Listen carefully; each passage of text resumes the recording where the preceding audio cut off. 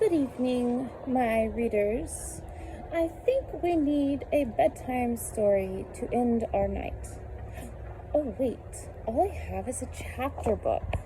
I hope you don't mind if I only read a little bit of it before you tuck into bed tonight and have sweet dreams about how you're going to have to go find the rest of the story.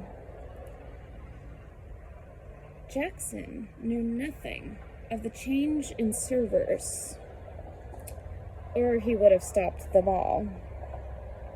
What they didn't know, and that Maggie forgot, was that Jackson had not yet told Lord Adam of Ambee's arrival, or that she came because she was paid for. Jackson had used his own money to pay for the girl in order to rescue the slave from a disgusting Raymond estate. He also had been paying for her stay out of his own pocket, so as to not take anything from the master. But Jackson realized his mistake of not clearing this all up with Lord Adam when Ambee walked into the dining room with a tray of soup to be served. Jackson hid his surprise as he watched with apprehension. Would Lord Adam be furious? Would he send the girl away? If he did, at least the girl was healed enough to leave, but where would she go? Jackson watched as the whole thing unfolded before his very eyes. Adam was in yet another tiresome conversation with his aunt about how wonderful she thought the Scottsboro family was, all the amazing things they do, and many more things about them that he truly didn't care about. Out of politeness to his guest, Miss Lily Scottsboro, sitting at his table, he tried to listen and respond at the appropriate moments. It was during this that his attention was suddenly caught by the sight of a young woman helping Jackson. She had her back towards him, but he could see her beautiful golden hair pinned up around her head with braids, and then she turned to serve their soup, and he couldn't look away. Her blue eyes shone like jewels, and her lips curved into a small, shy smile. She softly set the soup in front of him, and he watched her closely as she served the ladies at the table. "Adam, are you listening to me?" His aunt's voice brought him back out of the daze the young miss had put him in. "Oh, yes, Aunt. I'm sorry, what did you say?" "I was saying that the Scottsboroughs have such fine horses, you really must see them."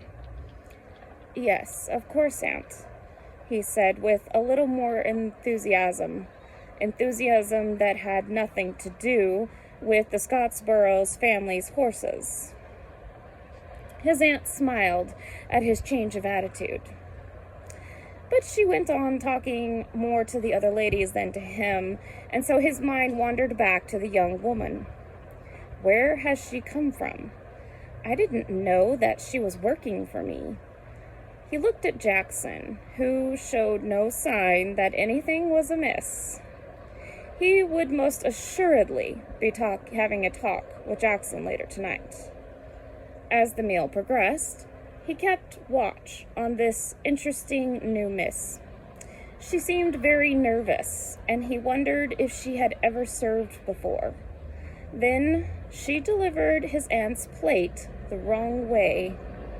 "What's wrong with you, girl? Don't you know how to do your job? You don't serve a plate this way. Adam, is this girl new? Where's Greta? At least she knows how to serve supper properly." His aunt looked slightly enraged, which Adam thought was overdramatic on her part. Ambee didn't know what to say or do. She was appalled that she had done that and was now being scolded in front of the master. She looked at Jackson for help, and he mouthed, "Sorry," at her. "I'm so sorry, ma'am. Forgive me. I will be more careful." Ambee curtsied low and backed away, hoping the woman would let her leave. "Go on. Mind you do it right next time. Really, Adam, if you're going to get new servants, they must be taught to do their job properly."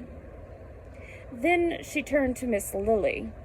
"I'm so sorry, dear, for that pathetic display. Adam seems hard-pressed to find good help. I'm sure you know how to find and train the best of servants." "Yes, my mother taught me all her secrets of making good servants," said Miss Eliza. Ambee caught a glimpse of the girl's upright nose as she moved to stand next to Jackson